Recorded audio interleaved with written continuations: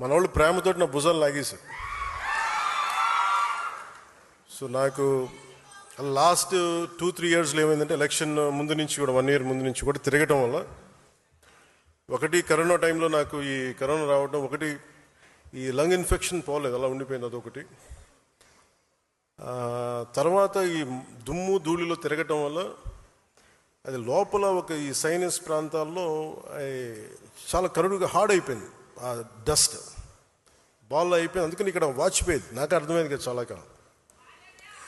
ఆ తర్వాత ఇంకా ఒక సైడ్ ఒక రోజు సడన్గా ఈ ఎడ్జ్ మన ఏమంటుందని ఎక్స్టెండెడ్ విషన్ కనిపించలేదు ఒకరోజు.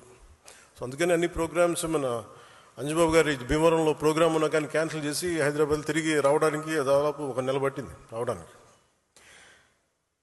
అలాగే మిగతా వచ్చాం కదా అని చెప్పి ఏంటంటే ఇబ్బందులు ఉన్నాయి అన్నీ చేయించుకుంటే ఈ 2 భుజాల మధ్య కూడా టేర్ వచ్చేసింది.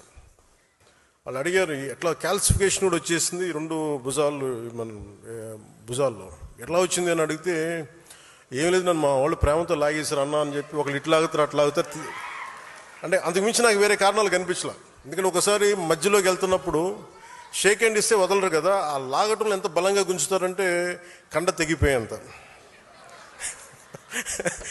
కాదు మీరు ప్రేమగా కండ తెగ్గొట్టిన పర్లేదు, ప్రేమతో తీసుకుంటాను, ఎందుకంటే హీలింగ్ కూడా మీరే చేస్తారు కాబట్టి.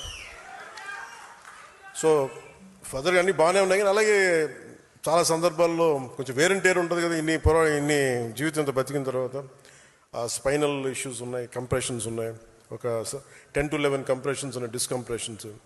కాకపోతే నాకున్న బేసిక్గా నాకు కొంచెం ఈ స్పోర్ట్ ట్రైనింగ్ ఉండడం వల్ల నాకు బాడీ తట్టుకోగలదు. అంటే ఎంత బాగా